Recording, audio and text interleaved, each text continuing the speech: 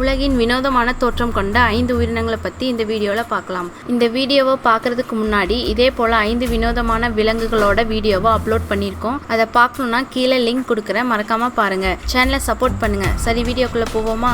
பூடில் மோத். பார்க்க பட்டாம்பூச்சிக்கு தம்பி தங்கச்சி மாதிரி இருக்க இந்த பூச்சி 2009ஆம் ஆண்டு தான் கண்டுபிடிச்சிருக்காங்களாம். அண்டார்டிகாவில் வசிக்கிற இது வெனிசுலா நாட்டுக்கு உலா வரும்போது தான் இதை கண்டுபிடிச்சிருக்காங்க. கியூட்டா இருக்க இந்த பூச்சியால் மனிதர்களுக்கு ஒரு ஆபத்தும் ஏற்படாது.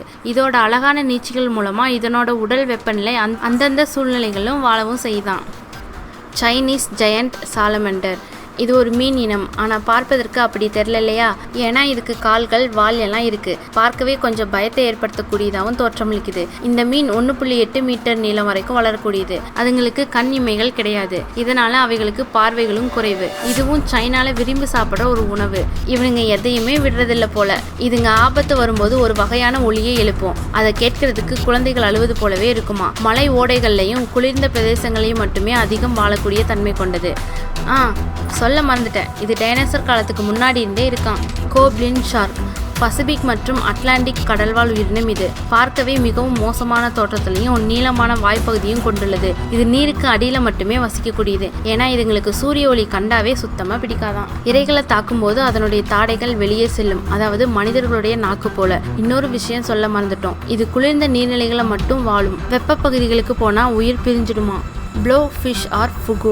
பார்க்க பலூனை ஊதி வச்ச மாதிரி இருந்தாலும் இந்த மீன் மனித உயிர்களை கொல்லக்கூடிய அரக்கன். இதை சாப்பிட்ட உடனே மரணம் ஏற்படும். ஆனால் எல்லா மீன்களுக்கும் அப்படி இல்லை. ஒரு சில மீன்களில் மட்டும்தான் விஷம் இருக்கும்.